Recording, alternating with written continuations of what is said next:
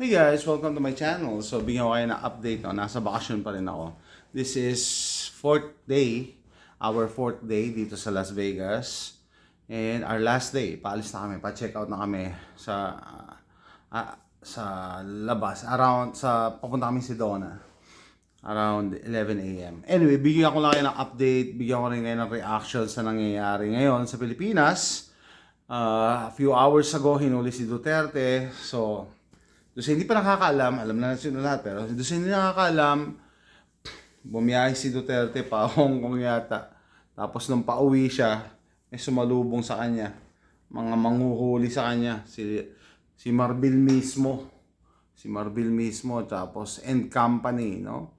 Tapos may post pa, bakit daw sa airbase siya hinold, hindi sa Krame? Kasi nga, ididiretso agad siya sa Hague, sa Netherlands. Kaya hindi siya dinala sa Krame. And dito makikita mo talaga, hati ang Pilipinas ngayon. Maka-BBM at Duterte. Parang naalala ko yung pamangkin ko eh. Bago pumunta ng Amerika yan dito, nag-ano pa siya, bumoto. Sabi ko, pumunta ka na. Nagpa-delay pa talaga siya ng schedule ng flight kasi gusto niyang bumoto. Gusto niya iboto si Sara, si Sara at saka si BBM. Solid yan, solid. Tapos ngayon, nagpo-post siya na anti-Duterte, anti-Sara. Kasi pro-BBM na yung pamangkin ko. Tapos hindi ako nag-comment ako. Di ba sabi ko, di ba dati binoto mo yan? Nagalit, dinelete niya yung account niya, yung pinost niya. Di ba, doon sa mga galit kay Sara Duterte, di ba dati binoto niyo rin yan? So ano nangyari? 'Di ba? So di ba? I'm just calling you out. Dati binoto niyo 'yan, 'di ba? Ngayon galit sila kay Sara. Yung mga maka-BBM galit kay Sara. Binoto naman nila 'yan. Meaning, what I'm trying to say is, aminin niyo na nagkamali kayo. So kailan yun, doon sa mga maka-BBM naman, kailan niyo aaminin na nagkamali kayo, 'di ba? Baka mali parehas yung choice niyo. No? So anyway, bahala kayo, magalit kayo sa akin. Pero this is coming from a person looking from outside na nakikita yung mga nangyayari. Yung mga dating sinasamba nyo, ngayon galit na kayo. Okay, so ito, basahin muna natin yung mga comments. Ito nga yung latest ngayon na sinakay na sa aeroplano, wala na. Wala na talagang kawala. So diniretso, from airport din, sinakay na agad. Hindi na dinaan sa Krame. Okay? Basahin natin mga comments para malaman nyo kung gaano ka-divided ang Pilipinas ngayon. Kagabi nga, may nabasa ako Sabi, punta na tayo sa EDSA, magpi-people power na daw, mga supporters ni Duterte. Tapos may sumagot naman, supporter ni BBM. Kanina umaga pa yung nagtatawag, wala pa bang tao? Wala pa ba nagpupunta? Anyway, sabi ni Jenny Lynn Gariando, wala mo nakitaan ng takot sa mukha, relax lang, nararamdaman niya yung pagod at yung pagtaas ng sugar niya. Ricky Sumaway, sa mga nagsasaya, sana hindi maging biktima ang pamilya nyo ng kriminal at adik. Sana makauwi ng buhay ang pamilya nyo ng buo. Sana hindi dumating ang araw na maulit-ulit ang pangyayaring COVID. Pusher ng COVID si Duterte, guys. Huwag niyo kalimutan yan. Doon sa hindi pa nakakalam, scam ang COVID. Mamaya. Sana nga sa pagka-aresto ni FPRRD, makatulog na kayo na mahimbing at maramdaman nyo talagang safe na ang Pinas at nagagamit sa tama ang tax na binabayad nyo. Well, nagtataka pa ako bakit ini-equate sa pagkawala ng mga kriminal at adik si Duterte. True na strongman siya. Strongman, maraming ang pinapatay. The problem is, ang mga namatay during drug war, yung mga low level na drug pushers, yung mga nakatira lang sa squatter. Meron bang pinatay na drug lord? Actually, naging advisor niya pa yung isa i-research nyo na lang.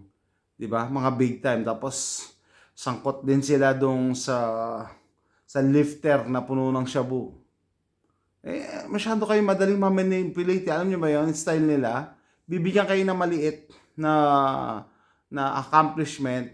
Sasambahin nyo na. Pero tinago nila ito talaga yung nangyari during his time. Okay, so dun sa hindi nakakaalam yung drug war, maraming itinumbak. Parang anong nangyari nung nag-investigasyon yata sa no, Kongreso ba or Senado na parang may pabuya pa yung mga pulis pagka may mga itinumba. So anong nangyari diyan, yung mga pulis imbes na idaan sa tamang proseso, sinasalvage na lang. O eto, sabi ni Maria Marimar, atat na atat mga kumag. By the way, keep safe and don't be stressed, Tatay Digong. Kaya mo yan, ikaw pa ba? Di ka iwan ng mga taong may utak na sumusuporta sa'yo. Ay, nako. Koy Sornito, pray for Philippines. Kaya natin nag-reply sa kanya. Okay, for ninakaw daw ng DDS 125 million. Bakit? Magugunaw na ba ang Pilipinas? Ang mga, sabi ni Ryan Caparos Al-Shafi, ang mga galit kay Duterte ay mga tao yang hindi pa nakabawi sa bumagsak nilang negosyo sa droga. So, merong paniniwala nung panahon ni Duterte bumagsak ang droga. Hindi po, guys. Yung mga big time nga na drug pusher wala namang natumba, wala namang nakulong. 'Di ba? And then parang nakakagulat diyan may isang yun nga yung babae si ano ba 'yan? Kalimutan ko yung pangalan niya Parang siya rin yung nag-order pagpatay ng isang mayor. Si Duterte daw ang nag-order pagpatay ng mayor. Pero ang nakikita nyo lang, yung mga adik ang naapektuhan. Hindi, syempre, strategy yan Hindi naman pwede ipakita niya na nakikipagsabwatan siya sa mga big time na drug lord. Sorry to say. Sabi ni Ronnie Ortega, minadali talaga, di man lang pinagpahinga yung matanda, saka pinamedical muna bago dinala sa Nether. Kasi pag nakarating ng ibig sabihin yung pagkalapag ni Duterte, inaresto na agad. Kasi ayaw nilang, magkaroon ng kaguluhan. Mas mahirap siyang i-secure pag nakarating siya ng Davao. Baka magkaroon ng bloodshed. Lalo basahin niyo pala sa mga comments, marami mga diehard Duterte na kahit bigyan mo ng paliwanag o bigyan mo siguro ng ebidensya itong mga to, hindi maniniwala. Basta Duterte pa rin daw, sasabihin nila. No? Pray for Philippines, protect Duterte, always God. Okay? Ito si Owa Sarmiento din. Duterte legacy. Anong kinalaman nito? Yeah, may mga accomplishment siya. 10 years passport, 10 years anong kinalaman niya? Ang pinag-usapan kasi dito, yung extrajudicial killing niya. And the sad thing is, guys, inimbitahan si Duterte sa Kongreso ba o sa Senado, inamin niya mismo. Sinabi niya mismo, ang lakas ng loob ni Duterte, sinabi niya may mga pinapatay siya. Inamin niya mismo, guys. Balikan niyo yung idol niyo. Inamin niya mismo na nagpapatay siya. He was so arrogant na sa tingin niya, he is above the law. Diba? Kung sakalang nanahimik na lang siya, bahala kayo, hulaan niyo kung nagpapatay ako. Inamin niya mismo. It's on record. Siya rin ang gumawa nito Siya naghukay ng sarili niyang libingan Kakahiya kapwa Pilipino, binigay ng kapwa Pilipino sa mga banyaga. Ito gusto kong i-comment talaga, no? Sige. Yan bakit daw binigay natin si Duterte sa Meron ako hinahanap isang Pinoy binigay sa mga banyaga upang litisin. Philippines is slave ng ICC. Kawawa tayong mga Pilipino. And then, magagalit kayo kay Trump dahil gustong umalis ni Trump sa NATO? Yan ang mangyayari kasi. Nagtataka ako sa Pilipinas masyado tayong sunod-sunuran 'Di ba? Bakit nung scamdemic sunod-sunuran tayo sa WHO? Hindi naman natin inelect yung mga 'yon. Yan, naloko tuloy tayo. Ayan tuloy. Ngayon nung 'di ba nung panahon ni Duterte, sabi ko nga sa inyo, pusher siya ng box. Sabi niya, nangako siya. Hanapin niyo yung video na sabi niya pag dumating ang bakuna, magba-back to normal na tayo. Nung dumating yung bakuna, ano nangyari? Wala. Sabi niya, kailangan yun pa rin. Ingat pa rin tayo. Pag ayaw niyong magpa-bakuna, papakulong ko kayo. Sabi niya ganun. Takot. So, tinakot niya, kino-urge niya yung mga mamamayan na ayaw magpabakuna. Titignan natin ngayon kung meron pa rin censorship sa YouTube. Doon sa hindi nakakaalam guys, scam yon, scam lahat yon. And kasama nun si Duterte. Ngayon, parang nakarma siya. Siya ngayon na nabalikan. Bakit ko sinasabing scam? Well, tinanong nyo ba yung sarili nyo, bakit hanggang ngayon hindi pa rin na-isolate yung COVID na yan? Ba't nila ma-isolate? Bakit ang ini-inject sa amin puro spike protein? Ba't wala silang makuwang sample ng virus na yon? Spike protein. At tapos, noong panahon, bago mag-COVID, 38 million ang cases ng flu or trangkaso. Nung nagkaroon ng COVID, ano nangyari? Nawala ang trangkaso. Bakit? Kasi pinaltan nila ng COVID. Ganun lang yun. Isa pang ebidensya guys, kung talagang sampalataya kayo dyan sa COVID na yan, bakit walang namamatay sa COVID sa bahay? Yung, natagpo ang namatay sa COVID, wala. Usually namamatay sa ospital. Bakit? Kasi, pwede naman nila ilagay. Sabi, anong ebidensya mo? Di ba may incentive pagka namatay sa COVID? Sir, ma'am, pag nilagay po natin sa death certificate na namatay dahil sa COVID, sasagutin po ng PhilHealth yan. Diba? Kung namatay yan sa trangkaso or sa pneumonia or whatever, wala yan. Di magbabayad kayo, daan-daang libo. Di sige, ilagay mo na lang sa na COVID kinamatay. Yan ang nangyari, guys. Panahon ni Duterte yan, ha? Nangyari. At saka, kung hindi nyo pa nahalata, yung mga died suddenly, may mga betchin yung mga yon, may mga box yon. May nabalita na ba kayo died suddenly? Na news reporter biglang tumumba? Or athlete biglang tumumba sa gitna ng court? Usually, yung mga tumutumba, may mga box. Bakit? Anyway, Depop agenda yon. Kasama si Duterte yan. Nakarma ngayon si Duterte. Diba? Nakarma siya. Siya ngayon ang binalikan. Kasi wala nawala na yung influence niya eh.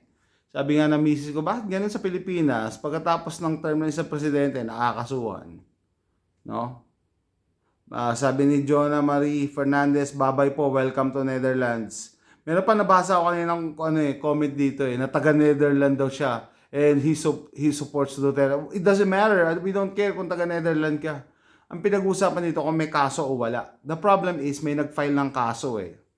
May nag-file ng kaso against Duterte. Yun lang Huwag kayong magalit kung kanino. Huwag kayong magalit sa akin. May nag-file kasi ng kaso. Okay? And hindi mapupush through yung kaso niya yan. Maniwala kayo sa hindi. Kung walang bas ni BBM. Kung walang bas yan ni Marcos niya. Ito sabi ni Fritz Magsayo. Cobrado, BBM, the most corrupt and worst president. Di ba binoto mo din niya si BBM? Di ba? Yung mga bumoto kay Sara Duterte, binoto din ba ngayon naman si BBM ang inaatake nyo. Di ba binoto niyo parehas yan? Sabihin niya iba, sige, binoto ko nga yan kasi di nagkamali ka. So, baka nagkamali ka rin kay Duterte, kay Sara. Di ba? Matapang ka talaga, PRRD, sa Manila ka pa talaga tumuloy. Sa Davao ka na, pwede naman pala lumanding si PRRD sa Davao, no? Sa Manila, matapang nga siya. Siguro may gusto siyang patunayan. Grabe naman yan, di mala nagpahinga yung tao. We stand with FPRRD. Yung mga naghaha dito, tumatawa, sure ako adik. Yun ang mali eh. Hindi adik, no? Ini-equate nyo agad sa adik eh. Kasi nga, hindi nyo ba na-realize na yung mga malalaking isda, kinaibigan ni Duterte? Yung mga maliliit na isda, yun ang tinumba. Ayun ako. Meron akong gusto comment dito eh. Tama yung ginawa nyo, BBM botohan. Walang... Even Supreme Court has no words of this how poor our country to let others decide of this matter. Di ba yun naman ang style din ni BBM? Di ba WHO ang nag-decide sa kapalaran ng Pilipinas nung during scamdemic? Ba't yung Africa ba nagpa-impluwensya ba sa WHO? I think yung Africa yata ang pinakamababa ang vaccination rate during scamdemic. Hindi sila nagpa-bully sa WHO. O ngayon, sabihin nyo, international court. Binuo na ano tayo. Ganun yan, sabi ko, karma lang eh. Ay nako, meron akong inaano dito eh. Gusto kong basahin yung ano, yung hindi raw legit or hindi legal yung pagkaka-aresto kay Duterte. Ay, hindi, ano na, may red notice na nga eh. Pinayagan nyo kasi ano eh. May magtuloy-tuloy eh. Ayan, nagdeklara ng heightened alert bago pa sa GMA, no? News update, bagong-bago. Sa buong bansa dahil sa posibleng rally at mass action kaugnay sa pagkaka-aresto kay dating Pangulong Rodrigo Duterte. Ang ano ko dito, prediction ko dito, walang people power na mabubuo dito. Bakit? Kasi unang-una mga Pinoy sawa na sa people power, no? Very disappointed sa mga previous people powers na wala rin nangyari. Ibig sabihin, hindi rin tumino ang gobyerno. Ano nangyari? Start with people power ni Cory Aquino. Lalo lang na nabulok ang Pilipinas. No? Ito, dating Pangulong, ayan, question sa ito ang gusto kong i-tackle. Kino-question yung pagka-aresto. Na aangan niya, di patas na paghuli sa kanya sa bisa ng warrant ng International Criminal Court para sa crimes against humanity. Mga kaalyado humiling ng TRO. No? Hindi raw sabi ni ang paglinawan, dapat kasi di niya pinalaki ang ulo ng mga pulis. Hustisya sama ng maayos di yung kahit sino na lang. Bongbong Marcos' cooperation with the ICC over the arrest warrant of FPRD starkly reveals his weakness as a leader. Hindi yan weakness. May intention siya, syempre, to eliminate the competition. Pero to defend Philippine sovereignty. Ngayon gusto niya ng sovereignty. Yun ang nakakapagtaka, no? Nung panahon ng scamdemic, ayaw niya ng sovereignty. Uy, sumunod na lang tayo sa WHO. Ngayon, andyan yung ICC, sovereignty. Di man lang sinunod yung due process, awit na yan. Bakit naman ganun? Pag nanlaban ba, babarilin din. Yan ang irony. Berdugo sa human rights violation at pamamatay ay umaaray. Sabi ni RNR Anuta. Ay nako. Ayan, sa totoo lang, magaling na President si Duterte, no question about it. Kaso pinabayaan niya yumabang mga kapulisan. Lalo na sa ibang bayan gaya ng Manila. Oo, naalis mga namatay mga drug lord. Sinong drug lord naalis? Pero di nyo maalis din sa isipan ng mga inosenteng namatay sa war on drugs, namatay dahil sa kapulisan. Tatamnan ka ng droga, payapa, pero ang nakakatakot, di na yung mga durugista yung police, di mo, ay nako. Ano ba?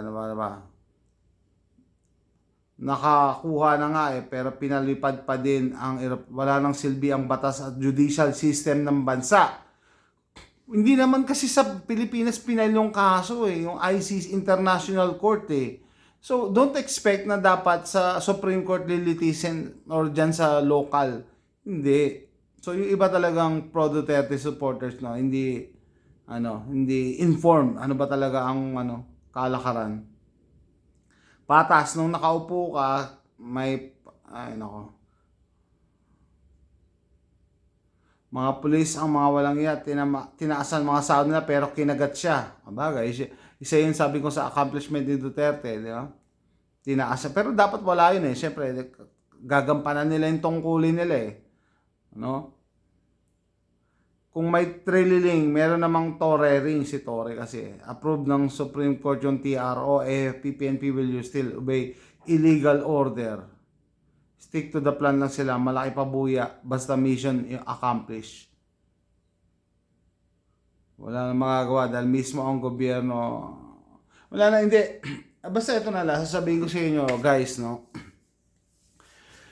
Yung nangyari kay Duterte, hindi ako supporter, clearly politically motivated to, no? Politically motivated to ni BBM, no? Si BBM, syempre, maghuhugas siya ng kamay na parang siya si Poncio Pilato, wala akong kinalaman yan, ICC yan.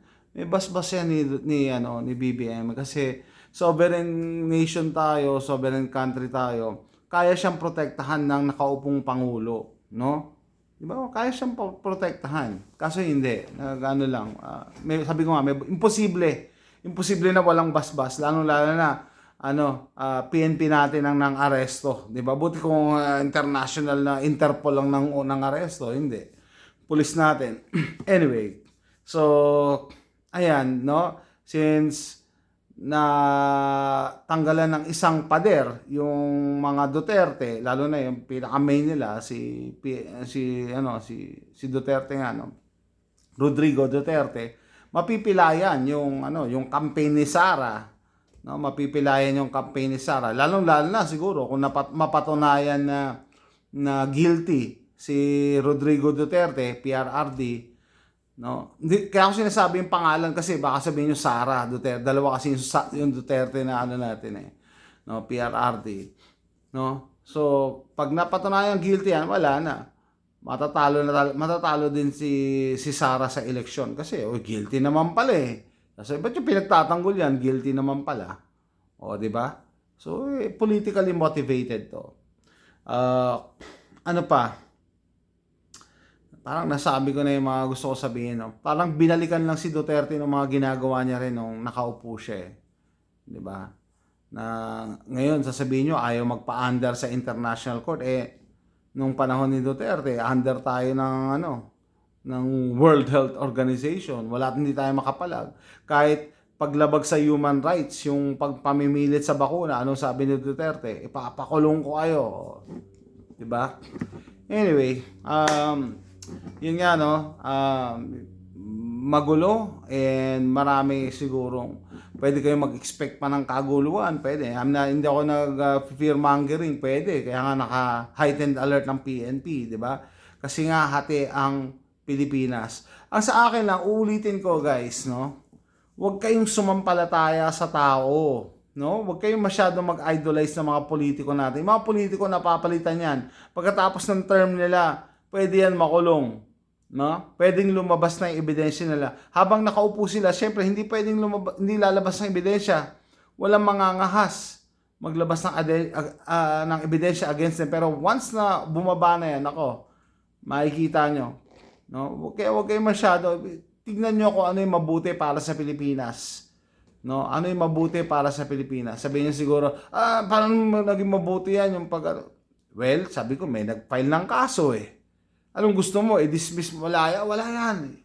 Duterte pa rin. Hindi, may nag-file ng kaso Yun yung normal process Final yun sa international court. Doon niya haharapin. Di ba? Hindi alam naman, i-dismiss nyo agad dahil marami nagawa si Duterte. Hindi pwede. Hindi ganun yung justice system. Dahil gusto niya siya, exempted na siya sa korte. Hindi. No? Tsaka doon sa nagsasabi na, ba't dinala sa Pilipinas senilitisin? Alam niyo naman yung justice system sa Pilipinas, di ba? Napaka-corrupt din. Di ba? Ano pa? Kaya nga, ulitin ko, looking at this, politically motivated to.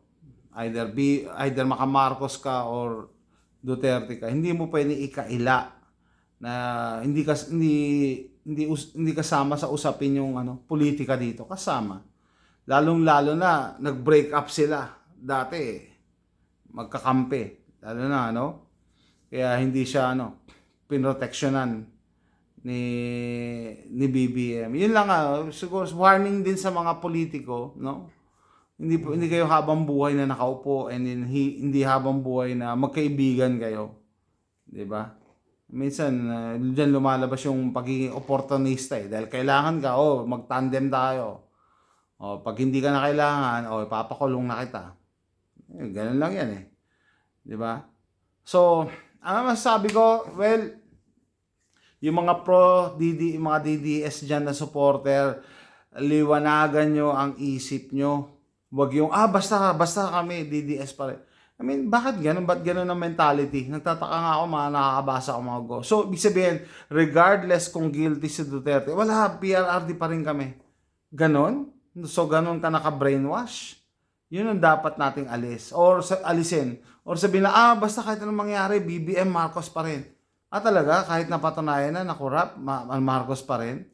Parang ganyan yung pamangkin ko nagdebate kami nasa Pilipinas lang pa lang siya No? Grabe pagka-brainwash. Hindi daw corrupt.